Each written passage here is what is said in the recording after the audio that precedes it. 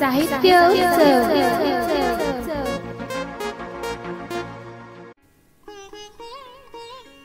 नमस्कार, मी राधिका बागले.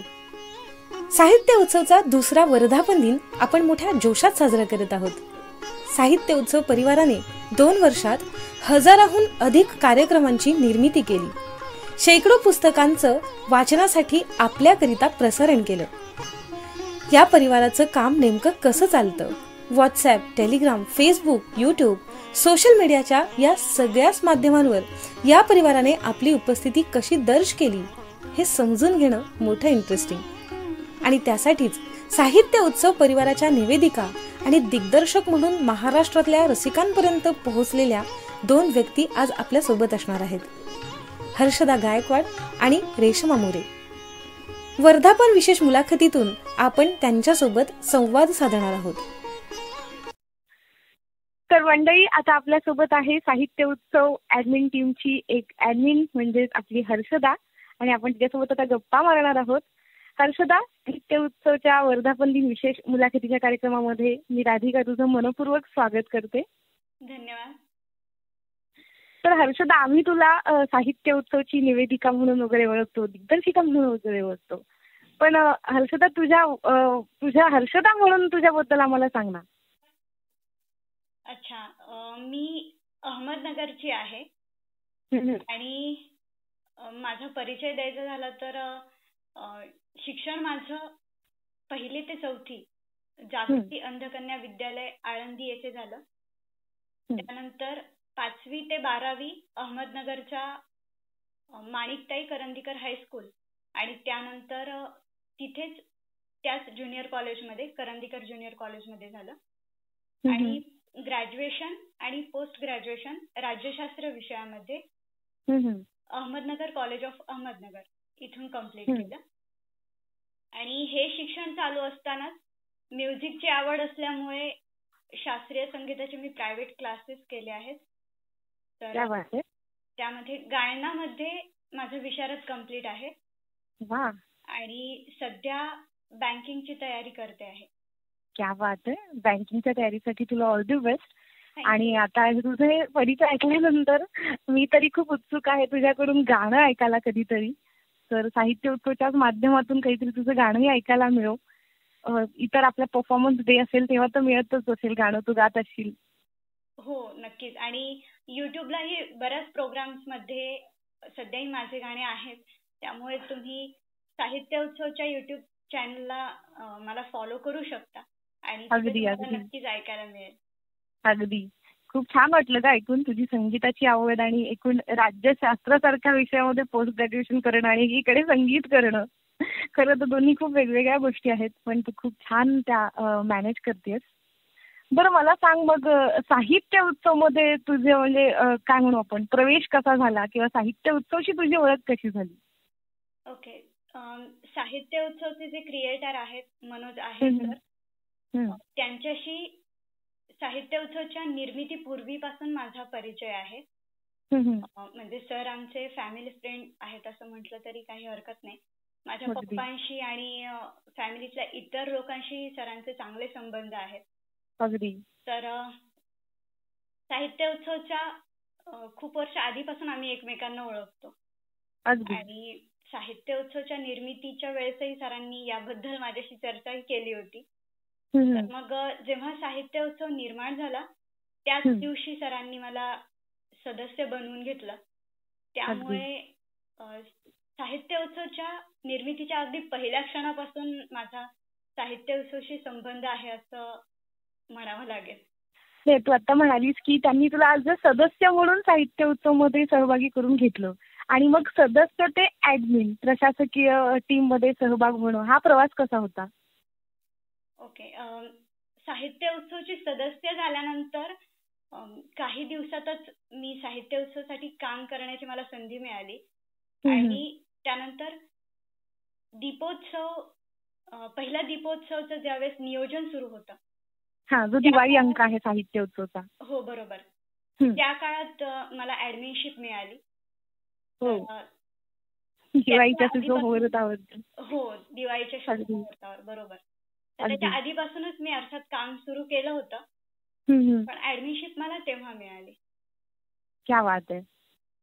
पण मग आता एक तू सदस्य म्हणून जेव्हा तू साहित्य उत्सव मध्ये होतीस, बरोबर, त्यावेळी तुझं योगदान कशा प्रकारे होते साहित्य उत्सव मध्ये, आणि मग ऍडमिन झाल्यानंतर एक वेगळी जबाबदारी असते, बरोबर. मग योगदानातही फरक पडतो, if I am not wrong. तर मग ते दोन्ही प्रवास म्हणजे कसे होते योगदानाचे साहित्य उत्सव मध्ये? साहित्य उत्सवचा जसं की मी सांगितलं, निर्मितीनंतर थोड्याच दिवसात मला काम करण्याची संधी मिळाली. बरोबर. सुरुवात केली मी, आपलं जे विशेष सदर होतं ते कम्प्लीट झालं आहे, संविधान समजून घेताना. हो, तर त्याची प्रस्तावना बनवण्याची संधी मला प्रथम मिळाली. तर ते माझं पहिलं रेकॉर्डिंग होतं साहित्य उत्सवसाठी. क्या बात आहे. आणि संविधान कुठेतरी तुझ्या ओळखीचा विषय होता, कारण राज्यशास्त्रामध्ये तू फर्स्ट ग्रॅज्युएशन केलं. बरोबर. आणि जिव्हाळ्याचंही म्हणू शकतो. अगदी अगदी. तर ते माझं पहिलं रेकॉर्डिंग होतं. आणि त्यानंतर साप्ताहिक नियोजन करण्याची संधी मला मिळाली. जे की आपण आठवड्याचं जे नियोजन असतं, बरोबर, ऐकत असतो. तर ते नियोजन करण्याची संधी मला मिळाली. तर त्यासाठी मग ऍडमिन टीम मधल्या सदस्यांशी संपर्क करणं आणि त्यांच्याकडून आठवड्याभराच्या त्यांच्या कामाची, नियोजनाची माहिती घेणं, मग त्याची मांडणी करून प्रेझेंट करणं, रेकॉर्ड करणं, अशा पद्धतीने मी सुरुवातीला काम सुरू केलं. तेव्हा मी सदस्यच होते. आणि एक गोष्टीचा मला उल्लेख करायला इथे आवडेल की साहित्य उत्सवच्या निर्मितीच्या वेळी मनोज सरांनी जे उद्दिष्ट स्पष्ट केलं होतं की हा फक्त 4-2 लोकांचा ग्रुप नाहीये, इथे प्रत्येक सदस्याला त्याचे कलागुण व्यक्त करण्याची संधी मिळेल. तर ते उद्दिष्ट कशा पद्धतीने साध्य होतंय याचं मी स्वतः एक उदाहरण आहे. कारण मी जेव्हा काम सुरू केलं साहित्य उत्सवसाठी, तेव्हा मी ऍडमिन नव्हते, एक सामान्य सदस्यच होते. आणि त्यानंतर जेव्हा मला ऍडमिनशिप मिळाली, त्यानंतर दीपोत्सवच्या सुरमई शाम हा गीतांचा प्रोग्राम असतो. तर त्या प्रोग्रामसाठी अँकरिंग मी करू शकले. बरोबर. आणि त्यानंतर मेन्यू कार्ड हा एक स्वतंत्र कार्यक्रमाची जबाबदारी माझ्यावर टाकण्यात आली. Menu card. तर हा एक ऍडमिन झाल्यानंतर माझा हा स्वतंत्र पहिला कार्यक्रम होता. बरोबर. आणि अगदी तुझ्यासाठी वेगळा विषय पण होता. हो, वेगळा विषय होता. रेसिपीजशी संबंधित. बरोबर, अगदी. तर यामध्ये मनोज सरांचं तर मार्गदर्शन होतच, पण समूहातल्या इतर महिला सदस्यांचंही खूप सहकार्य मला मिळालं. कारण पूर्ण प्रोग्राम महिलांनीच केलेला होता, महिलांशी संबंधित होता. तर जसं की रुपाली कोळंबेकर, नीता सोनी किंवा सरिता गुजर यासारख्या अनेक महिला भगिनींनी मला खूप सहकार्य केलं आणि मार्गदर्शनही केलं. बरोबर. ज्यामुळे मी हा प्रोग्राम यशस्वी करू शकले. आणि ऍडमिन म्हणून जबाबदाऱ्या तर असतातच. वर लक्ष ठेवणं, काही चुकीचं पोस्ट होत नाहीये ना हे पाहणं. अगदी ही वेगळी जबाबदारी असते ऍज अ ऍडमिन. हो. आणि काही पोस्ट जरी झालं तरी फोन करून त्यांना व्यवस्थित समजून सांगणं, डिलीट करायला सांगणं. बरोबर. हेही असतं. आणि सध्या बाकी गोष्टी जर म्हटल्या, रेकॉर्डिंगच्या संदर्भातल्या, अँकरिंगच्या संदर्भातल्या, तर आता हे बाकीचे प्रोग्राम्स तर मी सांगितलेच. पण सध्या मनोज सरांसोबत वाचक दृष्टी म्हणून माझा एक प्रोग्राम सुरू आहे. ज्या प्रोग्रामसाठी पुस्तक परीक्षण मनोज सर लिहितात आणि ते आपल्यासाठी रेकॉर्डिंग मी करते. असं आहे. आणि निवेदक जर म्हटलं तर त्याचं एक असतं की शब्दसंपदा त्याच्याकडे भरपूर असते. अगदी. आणि ते शब्द त्या प्रसंगाला किंवा एखादं वाक्य, एखादा सुविचार, काही असो, प्रसंगाला साजेसा असं आठवणं पण खूप महत्वाचं असतं अँकर म्हणून. ते तिथे युज करणं पण जमायला पाहिजे. अगदी. आणि ते आठवणं, सुचणं खूप महत्वाचं असतं त्यावेळी. हो, बरोबर. ते प्रसंग अवधान असावं लागतं निवेदिकामध्ये. अगदी बरोबर.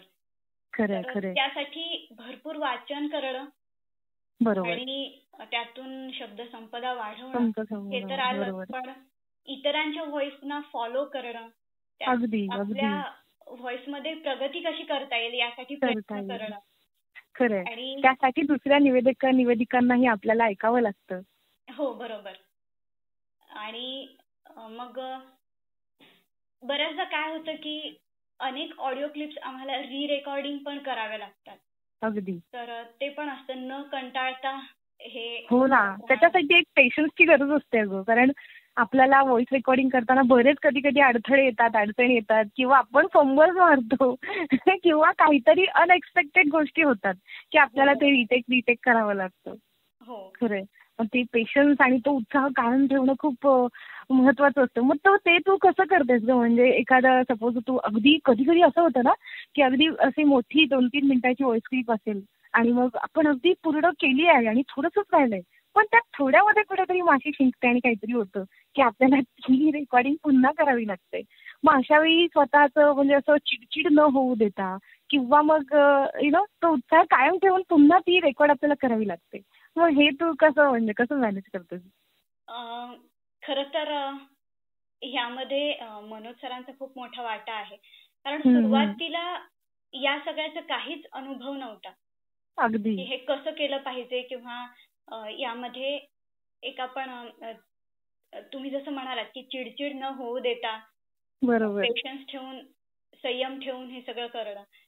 तर अगदी यामध्ये मनोज सरांनी सुरुवातीपासूनच हे समजावून सांगून प्रेरणा देऊन की हे कसं केलं पाहिजे, बरोबर पेशन्स कसे वाढवले पाहिजे पेशन्स कसे स्वतःचे ठेवले पाहिजे हे सगळं सरांनी शिकवलंय. आणि बरोबर त्याचबरोबर पुस्तकं कोणती वाचली पाहिजेत, बरोबर कोणत्या लेखकांची पुस्तकं आपल्यासाठी प्रगती करायला आपल्याला योग्य ठरतील. तर या सगळ्या गोष्टी मनोज सरांनीच शिकवल्यात. आणि महत्वाची गोष्ट म्हणजे मनोज सरांच्या स्वतःच्या अँकरिंग मधून पण मला बऱ्याच गोष्टी शिकायला मिळाल्या. तर हे होतच, संयम ठेवावाच लागतो. आणि महत्वाची गोष्ट अशी असते की आपल्याला हा प्रोग्राम करायचा आहे, आपल्यावर ही जबाबदारी आहे. हे जेव्हा आपल्या मनात पक्क ठसलेलं असतं तेव्हा तो उत्साह पण टिकून राहतो. अगदी अगदी खरंय.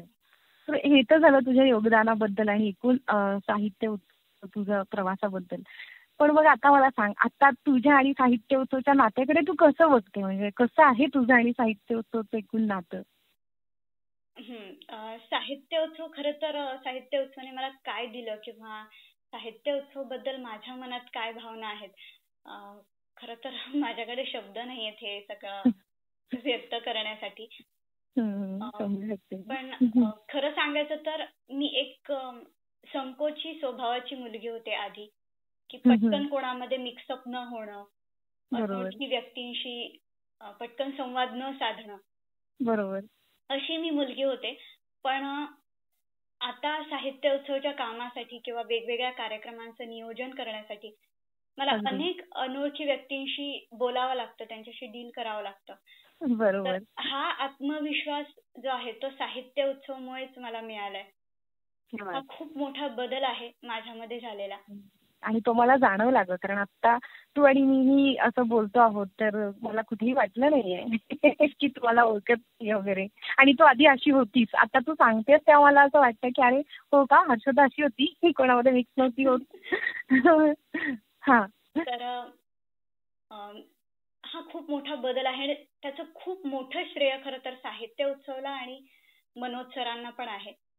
प्रत्येक कार्यक्रम करताना मला हे जमेल का असा हा पहिला प्रश्न असायचा माझ्या मनात आधी. मी हे करू शकेन का. तर यामध्ये सर खूप मोठी प्रेरणा बनून आमच्या सोबत असतात. प्रत्येक वेळी सर मार्गदर्शन करतात की नाही तू हे करू शकेल आणि कसं करायचं आहे किंवा काय काय अडचणी येतील त्यावर कशी मात केली पाहिजे, या सगळ्या गोष्टी सरांच्या मार्गदर्शनातून साध्य होत असतात. तर साहित्य उत्सव बद्दल खूप इमोशन्स आहेत माझ्या मनात खरं तर. अगदी अगदी वेगळं नातं आहे तुझं साहित्य उत्सव, भावनिक नातं जोडलं गेलंय. अगदी. आणि त्याबरोबरच मनोज सरांशी सुद्धा अगदी गुरु म्हणून तर त्यांचं माझ्या आयुष्यात महत्व आहेच, एक मार्गदर्शक म्हणून, पण एक मित्र म्हणून पण वैयक्तिक आयुष्यातही खूप मोठं महत्व आहे. बरोबर. म्हणजे साहित्य उत्सवने तुला म्हणजे एकतर मनोज सरांच्या ओळखीमुळे साहित्य उत्सव तुला प्रवेश झाला तुझा, आणि मग साहित्य उत्सवच्या माध्यमातून अनेक व्यक्तींशी तू जोडली गेलीस. हो बरोबर. कारण आज महाराष्ट्रात मी प्रत्येक घराघरात जे पोहोचू शकले माझ्या आवाजाच्या माध्यमातून, ते साहित्य उत्सवमुळे आणि मनोज सरांमुळे. आणि एका गोष्टीचा मला इथे उल्लेख करावासा वाटेल की गेली 2 वर्ष मी साहित्य उत्सव सोबत काम करते. माझ्या अनुभवातून मी हे सांगते की एक कलाकार म्हणून साहित्य उत्सवच्या व्यासपीठाचं महत्व तर आहेच, पण स्त्रियांसाठी तो तितकाच सुरक्षित समूह आहे, तितकंच सुरक्षित व्यासपीठ आहे. अर्थात ते मनोज सरांच्या प्रभावामुळे. तर मनोज सरांना आणि पर्यायाने साहित्य उत्सवलाही या मुलाखतीच्या माध्यमातून मी धन्यवाद देऊ इच्छिते. कारण आज मी जी काही आहे ती फक्त साहित्य उत्सवमुळे आणि मनोज सरांमुळेच आहे. क्या बात आहे हर्षदा. तुझ्यासोबत गप्पा मारून खरंच खूप छान वाटलं, आणि तुझ्या या साहित्यिक प्रवासासाठी खूप खूप शुभेच्छा. आणि एकूण तुझ्या ज्या काही सर्व इच्छाकांक्षा आहेत त्या पूर्ण हो, हीच साहित्य उत्सव परिवारातर्फे तुला खूप खूप शुभेच्छा. आणि असंच साहित्य उत्सवच्या माध्यमातून आम्हा सगळ्यांना तू भेटत राहा. आम्ही तुझे सगळे खूप खूप फॅन आहोत, मोठे फॅन आहोत. सगळ्यांना तुझा आवाज, तुझं बोलणं, सगळं प्रेझेंटेशन वगैरे आवडतं.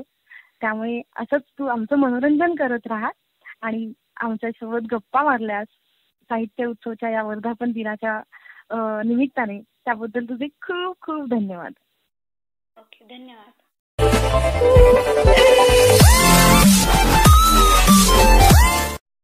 तर रसिका श्रोते हो, आता आपल्या सोबत आहे रेश्मा. तिच्याशी आपण संवाद साधणार आहोत. रेश्मा साहित्य उत्सवची ऍडमिन तर आहेच, पण आपण सगळेजण तिला गोड आवाजाची निवेदिका, दिग्दर्शिका म्हणून ओळखतो. तर रेश्मा, साहित्य उत्सवच्या वर्धापन दिन विशेष मुलाखतीच्या कार्यक्रमामध्ये तुझं मी मनपूर्वक स्वागत करते. थँक्यू.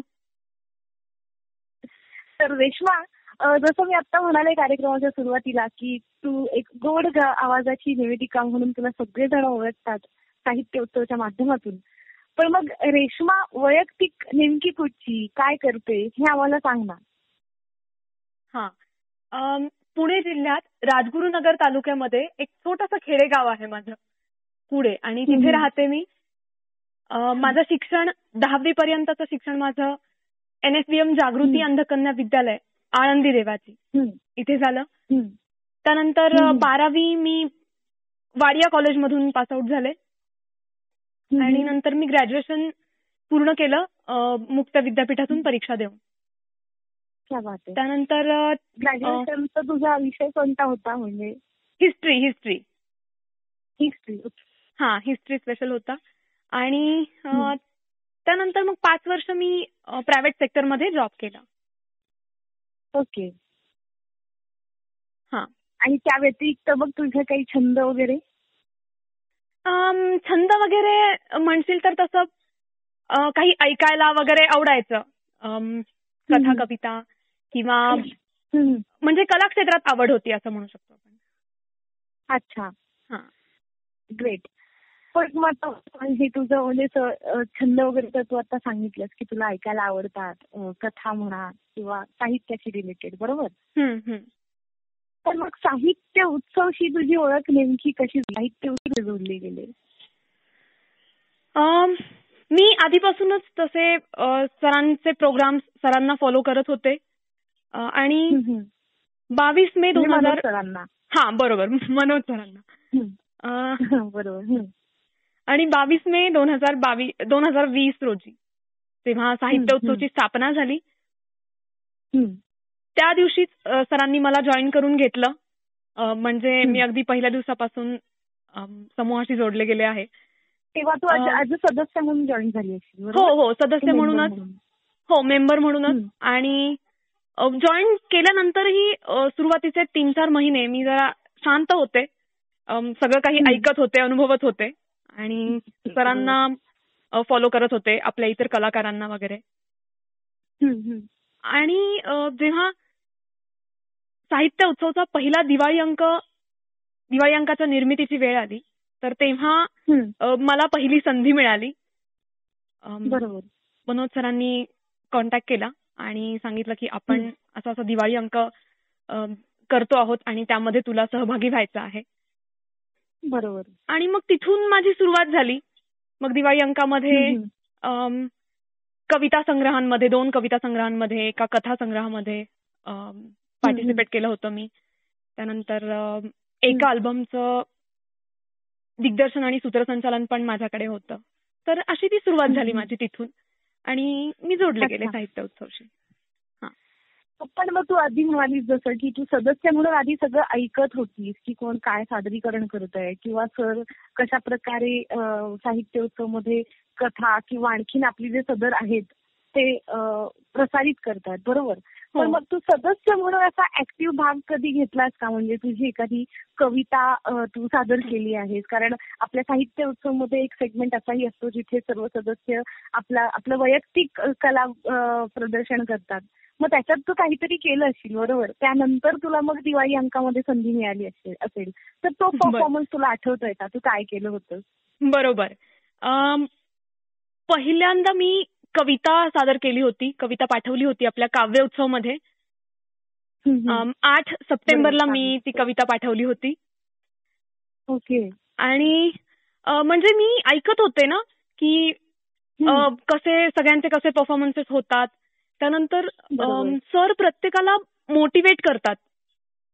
आणि मग ते ऐकताना कुठेतरी मला पण आतमध्ये जाणवलं की आपल्याकडे काहीतरी आहे, पण ते जेव्हा आपण दाखवू तेव्हाच तर संधी मिळेल ना. अगदी. म्हणून मी तुला विचारलं की असा कोणता परफॉर्मन्स होता ज्याच्यामुळे सरांनी तुला दिवाळी अंकाची संधी दिली. बरोबर. कारण जोपर्यंत आपण सादर करत नाही तोपर्यंत त्यांना कळणारच नाही ना की या मुलीकडून आपण काय करून घेऊ शकतो. बरोबर. तर तो तुझा पहिलाच परफॉर्मन्स होता का सप्टेंबरमध्ये? 5 सप्टेंबरला? हो, पहिलाच परफॉर्मन्स होता माझा. काहीच नव्हतं तुझं? त्यानंतर माझं साहित्य उत्सवावर काहीच नव्हतं आणि त्याआधी मी फारसा कुठे केला नव्हता परफॉर्मन्स. बरोबर. पण मग हे तर तू सदस्य म्हणून तू सांगितलंस, बरोबर. मग तुला दिवाळी अंक मिळाला. पण मग हे सदस्य ते ऍडमिन, मग हा प्रवास कसा होता तुझा? ऍक्च्युली दिवाळी अंकाला सुरुवात झाली, दिवाळी अंकाची निर्मिती झाली आणि त्यानंतर मग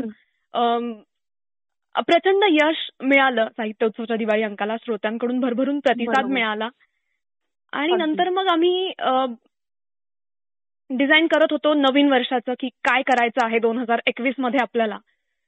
तेव्हा माझ्याशी सरांनी थोडीशी चर्चा केली. आम्ही मग एक पाऊलखुणा म्हणून माहितीपट साहित्य उत्सवने निर्माण केला, ज्याची जबाबदारी प्रशासक समितीने माझ्यावर सोपवली.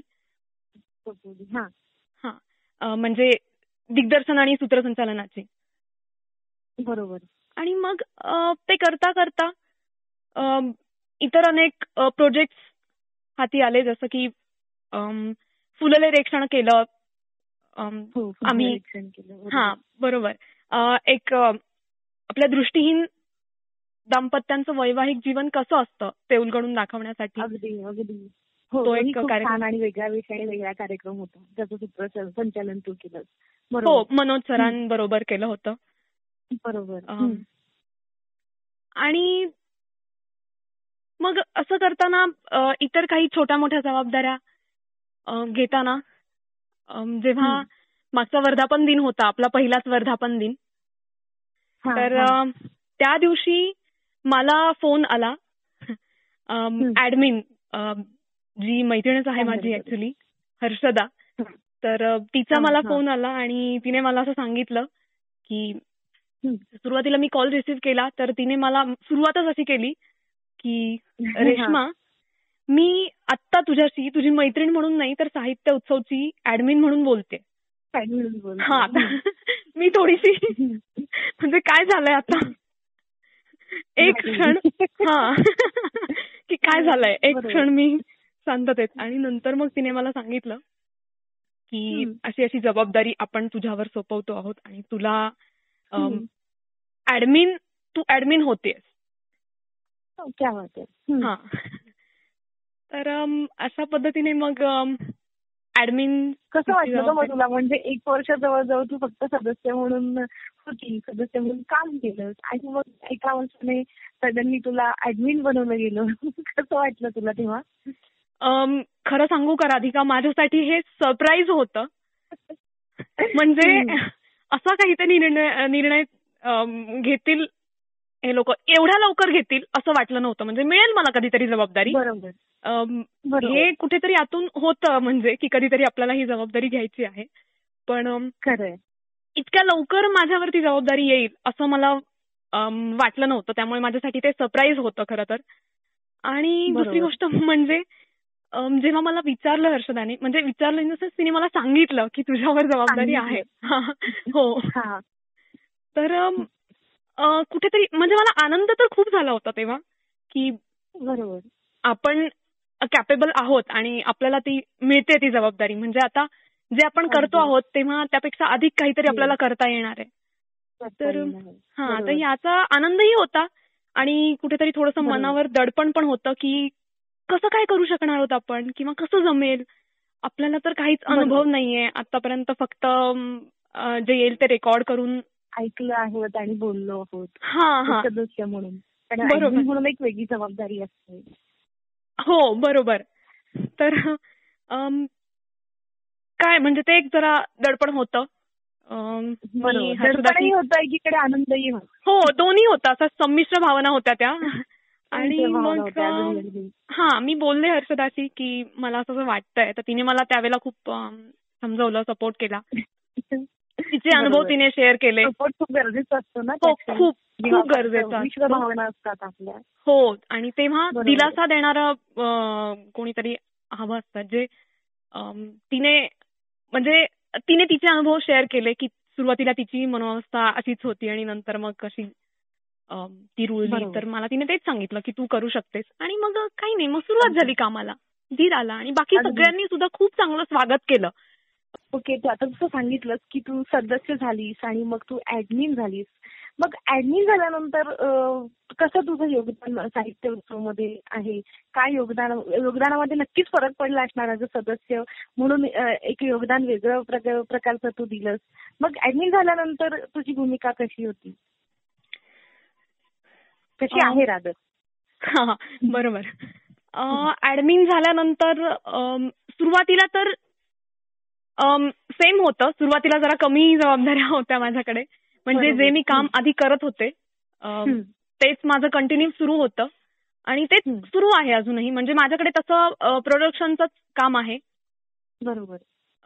पण ऍडमिन झाल्यानंतर एक असं की कुठलाही निर्णय घेताना जेव्हा चर्चा होते तेव्हा आपलं एक मत असतं काहीतरी आणि ते आपण मांडायचं. तर ते विचार करून मांडायचं. ते एक होतं. आणि बाकी मग प्रोजेक्ट सुरूच होते, कामं सुरू होती जी अजूनही सुरू आहेत आणि राहणार आहेत भविष्यातही. जेव्हा एकीकडे पाऊलखुणा सुरू होतं, त्यानंतर फुलले रेक्षण सुरू होतं आणि मग हरिपाठाचा एक प्रोजेक्ट आपण केला. हरिपाठ जो ज्याला भागवत धर्मामध्ये अनन्यसाधारण महत्व आहे. कारण माऊलींनी सामान्य लोकांसाठी या ग्रंथाची निर्मिती केली आणि मग तोच सगळ्यांपर्यंत पोहोचवायचा हा एक उद्देश होता. आणि मग त्याची तयारी सुरू केली. जो हर्षदा आणि मी दोघींनी मिळून आम्ही ते केलं. आणि अर्थातच सरांचा सपोर्ट होता, मनोज सरांचा. बरोबर.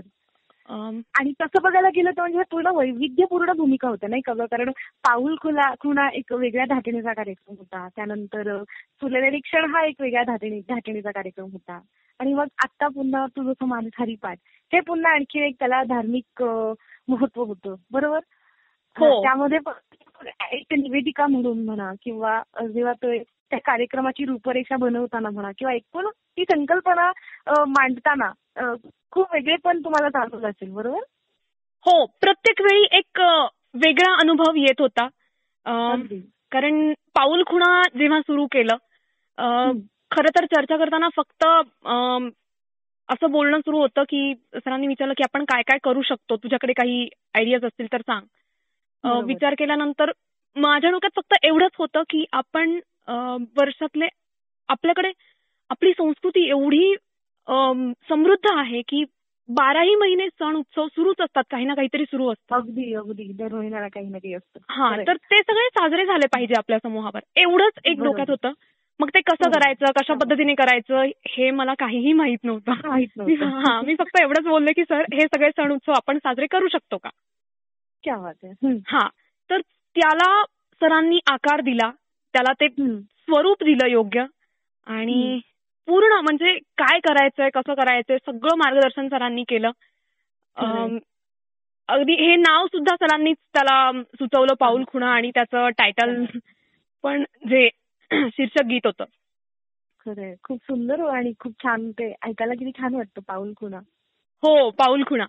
आणि मग ते करत असताना खूप नवनवीन गोष्टी शिकायला मिळाल्या. म्हणजे एकतर वेगवेगळ्या कलाकारांबरोबर काम करायला मिळालं. वर्षभर 50 ते 60 कलाकारांना घेऊन हा माहितीपट आम्ही साकारला. आणि वेगवेगळे विषय अभ्यासता आले. म्हणजे वेगळ्या सणाची माहिती, कुठल्या समारंभांची माहिती, हे सगळं. आणि या सगळ्यामध्ये खरं तर अनुभव शून्य होता, फक्त करायचे एवढंच माहित होतं. पण सर सोबत होते, साहित्य उत्सवची पूर्ण प्रशासक समिती सोबत होती. बरोबर. आणि सुरुवातीला सरांनी गाईड केलं की कसं करायचंय. आता सरांचं गायडन्स नेहमीच राहिलं, पण स्क्रिप्ट म्हणजे अँकरिंग करताना काय बोलायचंय किंवा कशी सुरुवात करायची, हे सगळं सुरुवातीचे 2-3 महिने सरांनी सांगितलं. आणि त्यानंतर सरांनी सांगितलं की आता हे तुलाच करायचं आहे, कारण तुला आता त्यामुळे ते काही की ते हळूच मग आपल्या असं की आता तुम्हालाच करायचं आहे. हो, बरोबर. म्हणजे आधी पूर्ण आधी ते बोट पकडतात, चालायला शिकवतात. आणि आता सांगतात आता स्वतः चाला, धावा, बरोबर धडपडा, तुलाच की मी आहे. अगदी. तर तसंच झालं मग. आणि मग तिथून सुरुवात झाली स्क्रिप्ट रायटिंगला वगैरे सगळंच. म्हणजे स्क्रिप्ट पण बनवायचं आणि मग स्क्रिप्टच्या माध्यमातून योगदान द्यायला लागली. करायचं स्क्रिप्ट. माझ्यासाठी काही स्क्रिप्ट लिहिल्या आहेत, मला आठवतंय. बरोबर, दिवाळी अंकामध्ये. ह्या दिवाळी अंकामध्ये मग 2-3 अल्बम्सचा स्क्रिप्ट लिहिण्याची जबाबदारी मिळाली. हो, अगदी. खूपच छान. म्हणजे खूप असं वैविध्यपूर्ण योगदान करायला मिळालं की आपल्यालाही मजा येते ना. आणि मजा येते. म्हणजे जे आपल्याला माहित नसतं की अरे हेही मला येतं, अरे हेही मजा कळायला लागतं. मी तुला सांगू का, मला तर माझ्यामध्ये इतकी म्हणजे आत्मविश्वास काहीच नाही की आपण हे करू शकतो. त्यामुळे एकतर सगळ्याच गोष्टी नवीन, आणि मग कसं करायचं काय, आणि प्रत्येक गोष्ट वेगळी. आता हे पाऊल खुणांचं झालं, त्यानंतर सूर्यनिरीक्षण होतं. तिथे मग संवाद कौशल्य विकसित करण्यासाठी एक निवेदिकेचं किंवा निवेदकाचं हे एक अजून म्हणजे वेगळा कस लागतो ग. हो, वेगळा कस लागतो. बरोबर. 2 वेगवेगळे म्हणजे व्यक्ती त्यांच्याशी संवाद साधणं, त्यांच्याकडून त्यांचं काढून घेणं. बरोबर. तर ही एक वेगळी गोष्ट होती. आणि अर्थातच त्याच्यासाठी सुद्धा सर सोबत होते, त्यामुळे मी ते करू शकले. सुरुवातीला मला तर ते नाही, मी कसं काय म्हणजे एकतर कमी बोलणार किंवा असं गप्पा मारताना पण पटकन सुचायचं नाही. समोरची व्यक्ती फोनवरून बोलत असेल तर ते ऐकायचं आणि तेवढाच प्रतिसाद द्यायचा असं होतं. आणि मग आता आपण बोलायचं तर काय कसं हे सगळं मग सरांनी तिथेही ट्रेन केलं. आणि मग सरांच्या सोबतीने तो कार्यक्रम पण केला. फुलले रेक्षण माझे. मग हरिपाठ. हो, आणि त्यानंतर मग हरिपाठ. हा, तो तर वेगळा विषय एकदम तिसरा. अगदी. आणि जो की या वयात आपल्याला म्हणजे लोक असं अपेक्षाही करत नाही की हरिपाठासारखा विषय या वयात आपण हाताळू शकतो. बरोबर. पण एकूण हे योगदान करत असताना आपलं व्यक्तिमत्व पण विकसित होत जातं, नाही का गं? हो, नक्कीच. कारण इतक्या वेगवेगळ्या गोष्टी. आणि हरिपाठाचं जे बोलत होतो ना आपण, तर हरिपाठ करताना ऍक्च्युली म्हणजे हा विश्वास सुद्धा सरांनीच जागवला, हा आत्मविश्वास माझ्यामध्ये. कारण जसं तू म्हणालीस की आपण हे करू शकतो का हरिपाठ, किंवा ह्या वयात आपण हरिपाठ वगैरे करणं. हा, तसं तर माझ्या घरामध्ये लहानपणापासूनच हरिपाठ चालतो. आम्ही घेतो हरिपाठ दररोज संध्याकाळी. हा, पठण होतं नियमित हरिपाठाचं. किंवा वारकरी परंपरा आहे, कीर्तनांमधून प्रवचनांमधून ऐकलेलं आहे. म्हणजे एक थोडासा अभ्यास, एक बेसिक नॉलेज आपण त्याला म्हणूयात. आणि ते तुझ्या बोलण्यामध्ये जाणवतं गं. म्हणजे तू कोणतीही गोष्ट जेव्हा करतेस, बोलतेस, एखादी स्क्रिप्ट असेल, तुझ्या आवाजातून, तुझ्या आवाजामध्ये जो असा गहिरापणा आहे म्हणून, गंभीरपणा आहे किंवा एक व्हायब्रेशन्स आहेत, त्यातून हे लक्षातही येतं म्हणजे. हा, तर ते एक बेसिक नॉलेज म्हणूयात आपण की होतं. गोष्टी कानांवर पडल्या होत्या फक्त.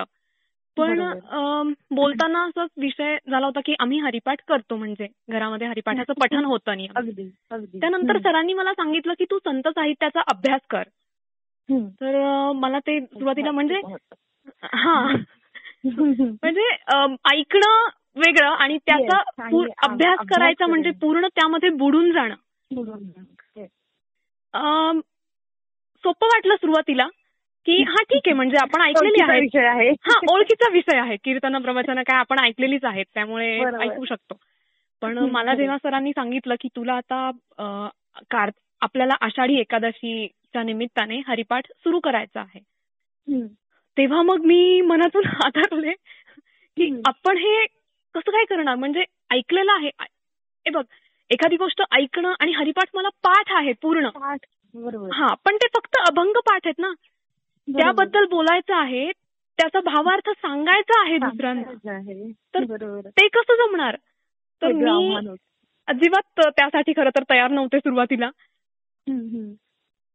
मग तिथेही सरांनी समजवलं की तू काय केलं पाहिजेस, कशा पद्धतीने अभ्यास करायला पाहिजेस आणि तू करू शकतेस वगैरे वगैरे.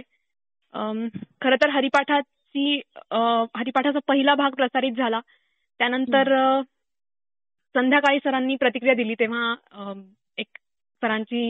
सर म्हणाले होते असं की रेश्माची संकल्पना होती आणि तिनेच ही सगळी जबाबदारी घेतली.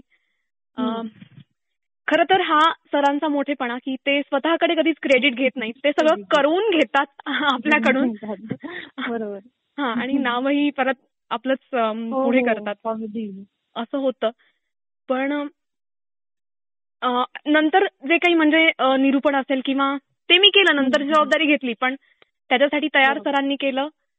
त्यामध्ये मानसिक तयारी करून घेतली आणि मार्गदर्शन पण वेळोवेळी, म्हणजे कुठे काय चुकतंय किंवा याच्यामध्ये कुठे अजून काय ऍड करायला हवं, काय बदल करायला हवेत, हे सगळं सांगितलं सरांनी. बरोबर. हे सगळं तुझं आता योगदान झालं, म्हणजे एक वेगवेगळ्या पद्धतीने तू योगदान दिलं साहित्य उत्सवमध्ये, देत आहे सगळं आणि पुढेही देशील. पण आता तुझं आणि साहित्य उत्सवच्या नात्याबद्दल सांग ना. म्हणजे कसं आहे नातं, तुला काय वाटतं आता, काय मनात एक वेगळी भावना असेल नक्कीच, त्या नात्याविषयी सांग ना. साहित्य उत्सवशी माझं नातं खरं तर जे नातं आपल्याला एक व्यक्ती म्हणून परिपूर्ण करतं, ते नातं आपल्यामध्ये एक सकारात्मक बदल घडवतं, ते नातं नेहमीच आपल्याला हवंसं वाटतं. आणि मग आपण हळूहळू त्या नात्याशी एकरूप होत जातो. तर तसं साहित्य उत्सवशी आता मी एकरूप झाले आहे. म्हणजे काहीही करायचं असेल मला, माझी इतर काही कामं असेल तरी सुद्धा माझी प्रायोरिटी ही नेहमीच साहित्य उत्सव असेल. हा, कारण कला हे माझं क्षेत्र आणि जी संधी मला या व्यासपीठावर मिळाली. बरोबर. त्यामुळे कसं असतं की कुठल्याही क्षेत्रात जेव्हा आपण काम करतो तेव्हा जेव्हा टीमवर्क आपण करतो तेव्हा सगळ्यांशी एकमेकांचे मैत्रीपूर्ण संबंध असायला हवेत. तर ते काम जास्त चांगलं होतं, उत्तम होतं काम. बरोबर. तर आणि कलाकारांमध्ये तर ते असायलाच हवं. कारण कारण जेव्हा तुमच्यामध्ये मैत्रीपूर्ण संबंध असतात तेव्हा तुमच्यातली कला अधिक खुलते. हा, तर तसे मैत्रीपूर्ण संबंध सगळ्यांशीच आहेत. प्रशासक समितीतल्या प्रत्येकाशी. हर्षदा असेल तिच्याशी तर मी सगळंच शेअर करते. हा, कुठे कशाचं टेन्शन आलंय किंवा कसला आनंद झालाय, काय कुठला प्रोग्राम कसा झालाय ह्याबद्दल सगळं मला काय वाटतं वगैरे वगैरे. परत विद्या मॅडम आहेत, त्या अधूनमधून फोन करत असतात, सपोर्ट करतात, मोटिवेट करतात. आणि दिनेश सर सुद्धा, त्यांची एक कौतुकाची थाप असतेच. हा, तर असे सगळेच आहेत. आणि प्रत्येकाचंच आहे म्हणजे प्रमोद सर, प्रकाश सर, निखिल सर, सगळ्यांचंच. अगदी छान ऋणानुबंध तुझे साहित्य उत्सवशी जुळलेले आहेत. हो, अगदी. आणि बरोबर. आणि कसं होतं की मला माझी एक स्वतःची एक अशी ओळख मिळाली आहे, एक ओळख निर्माण करून दिली आहे साहित्य उत्सवने. आणि ह्या सगळ्याचं संपूर्ण श्रेय जातं राधिका मनोज सरांना. कारण प्रत्येक गोष्टीसाठी सरांनी मला तयार केलं आणि हे तू करू शकतेस, यू कॅन डू इट, हा आत्मविश्वास सरांनी माझ्यात जागवला. कारण खरं सांगू का, शाळेमध्ये असताना सुद्धा मला अगदी लहानपणापासून कलेच्या क्षेत्रात आवड होती. म्हणजे कविता ऐकवणं, सादर करणं किंवा कथा किंवा अभिनय असेल, हे सगळं, ह्या सगळ्याची आवड होती. शाळेमध्ये काही छोट्या मोठ्या गोष्टींमधून सहभागी होण्याचा प्रयत्नही केला होता, तरी म्हणावी तशी संधी नाही मिळाली. आणि मग त्यानंतर कॉलेज आणि नंतर मग काम, म्हणजे प्रायव्हेट सेक्टरमध्ये जॉब केला, हे सगळं. तर कलेकडे संपूर्ण दुर्लक्ष झालं माझं. हा, असं म्हणू शकतो आपण. आणि साहित्य उत्सवने भरून काढली. बरोबर असं म्हणायला हरकत नाही. हो, नक्कीच. कारण सुरुवात जेव्हा केली दिवाळी अंकापासून, तर इतकं म्हणजे मला भरभरून मिळालंय की सुरुवातीलाच काय करू. आणि म्हणजे एक काय म्हणूयात आपण, जसं मी मगाशी सांगितलं की कविता संग्रह दोन्ही असतील, कथा संग्रह असेल किंवा हे सगळं तर होतच. आणि जर माझ्यात काय बदल झाले साहित्य उत्सवमुळे असं जर तू विचारशील ना, तर वाचनाची सवय असेल किंवा आधी पुस्तक वाचणं, मग ते फक्त कशासाठी वाचायचं, मी एक वेळ घालवायचा म्हणून किंवा सुट्टीच्या दिवशी वेळ असेल तर मग काय करायचं, तर वाचू एखादी कादंबरी, असं होतं. पण इथे आल्यावर वाचनाची एक सवय लागली की का वाचायचं, कशासाठी वाचायचं आणि किती वाचायचं, काय वाचायचं किंवा वाचल्यानंतर मग काय, त्यावर मग विचार करायला लागले वेगवेगळ्या पद्धतीने. असं असेल की वाचनाचं झालं, त्यानंतर मग अशा बऱ्याच गोष्टी आहेत बघ. अभिनय कौशल्य आहे की आता कथांजली, मला वाटतं कथांजली म्हणून हो तू करतेस. बरोबर, कथांजली आत्ताच पूर्ण झालंय. तर त्यामुळे पण माझं एक अभिनय कौशल्य विकसित झालं. तर अशा खूप गोष्टी आहेत. म्हणजे साहित्य उत्सव परिवाराने मला इतकं भरभरून दिलंय ना राधिका, की असं होतं की एकदा बोलायला सुरुवात केली की किती बोलू आणि काय बोलू असं होऊन जातं. मलाही तुला थांबवावं असं वाटत नाही अगं. नाही बरोबर आहे, पण कुठेतरी थांबायला. तेच ना. त्यामुळे खरं साहित्य उत्सवाचे तुझे हे ऋणानुबंध आहेत ते असेच कायम राहोत, अजून घट्ट होत जाओ आणि तू असंच साहित्य उत्सवाच्या माध्यमातून आम्हा सगळ्यांचं मनोरंजन करत राहू. कारण तुझा आवाज, तुझं बोलणं इतकं क्यूट आहे, इतकं गोड आहे की आम्ही सगळे त्याच्या प्रेमात आहोत. तुझंही बोलणं तितकंच गोड आहे आणि तितकंच क्यूट आहे आणि मला पण तुझे जे काही तू करतेस अँकरिंग किंवा आता प्रस्तावना सुरू आहे तुझी ती उत्सव कॅफेची, मला प्रचंड आवडते, खूप आवडते. Thank you so much. तुझ्याकडून ही कौतुकाची थाप मिळणं माझ्यासाठी वेगळी गोष्ट आहे. कारण आपण म्हणतो ना, आपण एका मॅनात राहून आपण असं म्हणू की काम करतो आहोत. बरोबर. सहसा असं कोणी सहकलाकाराला कौतुकाची थाप देत नाही, पण ती द्यायला हवी. नाही, द्यायला हवी. जर खरंच मनापासून त्या कलाकाराचं योगदान तसं असेल तर ती द्यायला हवी, मनापासून दाद द्यायला हवी. अगदी. खूप खूप धन्यवाद रेश्मा. खरंच खूप मजा आली तुझ्यासोबत मनमोकळ्या गप्पा मारून, संवाद साधून आणि असंच तू आमचं मनोरंजन करत राहो आणि साहित्य तुझं राहतं असंच छान घट्ट होत जाओ आणि तुझ्या पुढील वाटचालीसाठी सुद्धा तुला खूप खूप शुभेच्छा. दर्जेदार साहित्याचा आणि कलाकृतींचा आस्वाद घेण्यासाठी जॉईन करा साहित्य उत्सव व्हॉट्सॲप किंवा टेलिग्राम ग्रुप. जॉईन करण्यासाठी संपर्क करा 98 81 60 20 25 या क्रमांकावर. संपर्क क्रमांक पुन्हा एकदा 9881 60 2025. साहित्य उत्सव हे यूट्यूब चॅनल आजच सबस्क्राईब करा. साहित्य उत्सवच्या फेसबुक पेजला जरूर भेट द्या, कारण ज्ञान आणि मनोरंजन यांचं अतूट नातं म्हणजे साहित्य उत्सव.